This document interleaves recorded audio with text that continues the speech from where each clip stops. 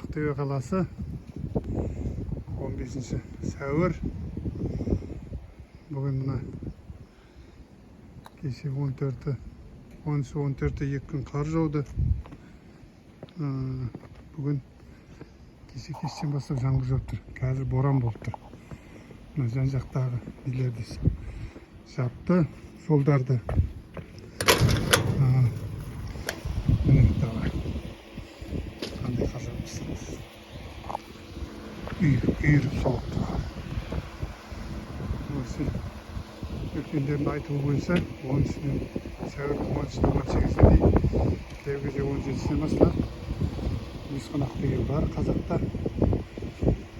Аңыз бойынша айтады, бесқонақ осы жылы кезде алдың күні 12-сі күні 10 күндері 17 градусқа дейін жылы болып тұрды. Күн жылып, бүткіл киімімізді тастап, жаздық киімге шыққанбыз. Сонда атпен 5 кісі қонаққа кеткен дейді. Қонаққа кетіп, осындай жолда құран болып, үсіп, тоңып, сондай болған. Содан кейін осы бесқонақ деген осындай толды. Давай. Қазақ сондай жылда өзі осындай сәуір айында осы кезде 17-сіне бастады, 13-сіне бастады. Осындай салқын болып тұрады.